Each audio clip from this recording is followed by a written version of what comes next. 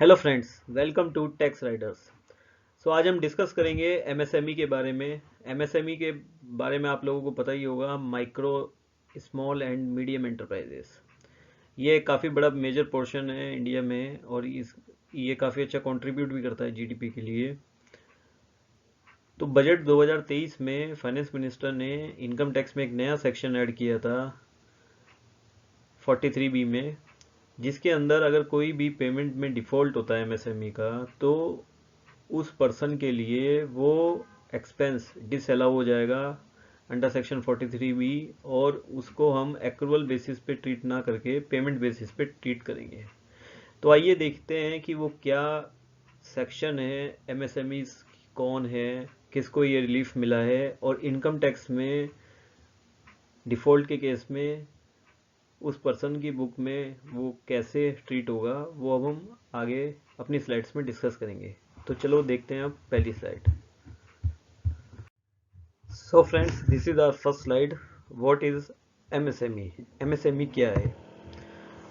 सबसे पहले आता है माइक्रो एंटरप्राइज। माइक्रो एंटरप्राइज कौन सी होती है?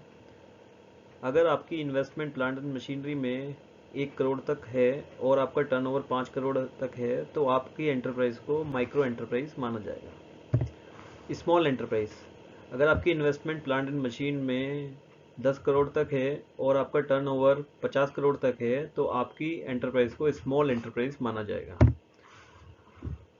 मीडियम एंटरप्राइज, अगर आपकी इन्वेस्टमेंट प्लांट एंड मशीनरी में 50 करोड़ तक है और आपका टर्नओवर 250 करोड़ तक है, तो आपका एंटरप्राइज मीडियम एंटरप्राइज माना जाएगा। फ्रेंड्स, इस स्लाइड में हम 43B में जो अमेंडमेंट आई है उसको डिस्कस करेंगे। ये अमेंडमेंट फाइनेंस एक्ट 2023 में आई थी, जिसमें एक्सपेंस की डिडक्शन को डिसअलाउ किया था 1 अप्रैल 2024 से।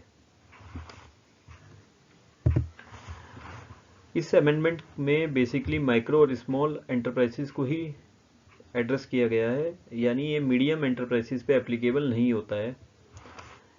इसके अंदर डिफ़ॉल्ट की कैटेगरी जब भी होगी अगर आपका टाइम लिमिट जो स्पेसिफाई किया है सेक्शन 15 में वो फुलफिल नहीं होता है। तो इस अमेंडमेंट के अकॉर्डिंग आपका एक्सपेंस डिसअलाउ हो जाएगा। जो भी सम आपको पेबल था माइक्रो और स्मॉल एंटरप्राइजेस को, अगर आपने वो पे नहीं किया है with in the time limit specified in section 15। और ये डिडक्शन आपको जब भी अलाउ होगी जिस साल में आप उसका पेमेंट एमएसएमई को करते हैं। सपोज़ अगर आप 24-25 में एमएसएमई की पेमेंट को नहीं करते हैं और वो सेक्शन 15 की लिमिट के बियॉन्ड हो जाती है, तो वो एक्सपेंस आपका उस फाइनेंशियल ईयर में डिसअलाउ हो जाएगा। और अगर आप उसको 25-26 में पे करते हैं, तो वो एक्सपेंस आप 25-26 में ही क्लेम कर पाएंगे। फ्रेंड्स, इस स्लाइड में हम सेक्शन 15 डिस्कस करेंगे, क्योंकि वही हमें टाइमलाइंस के बारे में बताता है। तो ये दोनों पे एप्लीकेबल होता है, गुड्स पे भी और सर्विसेज पे भी। अगर कोई एग्रीमेंट है बायर और सप्लायर के बीच में, तो पेमेंट उस एग्रीड डेट पे या उससे पहले होना चाहिए। अगर आपका कोई एग्रीमेंट नहीं है, तो उस केस में पेमेंट 15 दिन के अंदर हो जाना चाहिए। अगर आपका कोई एग्रीमेंट है, तो या तो पेमेंट एग्रीड डेट पे हो जाना चाहिए या मैक्सिमम 45 डेज में हो जाना चाहिए। अगर बायर फेल हो जाता है पेमेंट करने में, तो उस केस में उसे कंपाउंडेड इंटरेस्ट सप्लायर को पे करना होगा। फ्रेंड्स, इसमें हम डिस्कस करेंगे कि 43B में हमारा एक्सपेंस कैसे डिसअलाउ होगा। तो 43B के अकॉर्डिंग हम इस एक्सपेंस को जब भी क्लेम कर पाएंगे जब हम एक्चुअल में पेमेंट करेंगे एमएसएमई को। वो पेमेंट अगर सेक्शन 15 के अकॉर्डिंग होती है, तो हम उस एक्सपेंस को फाइनेंशियल ईयर में क्लेम कर सकते हैं। अगर वो पेमेंट सेक्शन 15 के अकॉर्डिंग नहीं होती है, तो हम उसको उस फाइनेंशियल ईयर में क्लेम करेंगे जिस फाइनेंशियल ईयर में वो पेमेंट हम एमएसएमई को करते हैं। बेसिकली हम उसको क्लेम नहीं कर पाएंगे एक्रूअल के बेसिस पे, हमें उसको पेमेंट के बेसिस पे ही क्लेम करना होगा।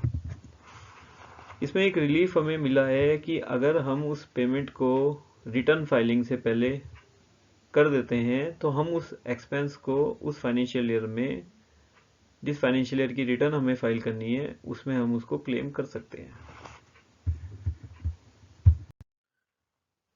सो फ्रेंड्स, इस स्लाइड में मैं आपको समराइज कर देता हूँ कि ये जो सेक्शन लाया गया है इनकम टैक्स में, उसका पर्पस क्या था। उसका पर्पस एमएसएमई को सेफ गार्ड करना था, क्योंकि बायर एमएसएमई को पेमेंट टाइम पर नहीं दे रहा था, जिससे एमएसएमई को लॉसेस हो रहे थे और कुछ केसेस में तो एमएसएमई एंटरप्राइज शट डाउन हो जाती थी। तो उनको सेफ गार्ड करने के लिए ये सेक्शन लाया गया है।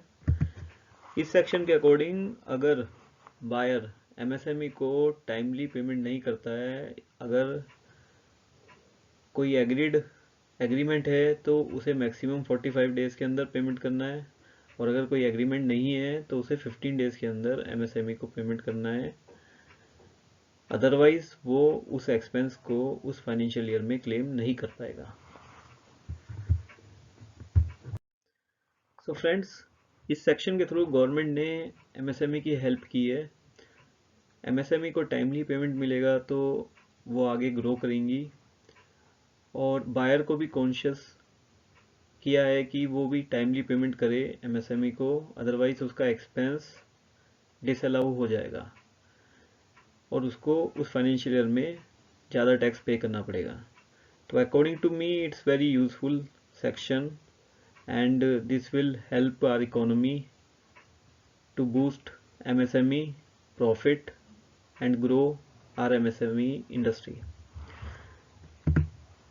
So अगर आपको ये वीडियो अच्छी लगी है तो आप इसको सब्सक्राइब कीजिए चैनल को, जिससे हम और भी वीडियो आपके लिए बना सकें। आप इस वीडियो को लाइक कीजिए और हमारी वीडियो को शेयर कीजिए। धन्यवाद।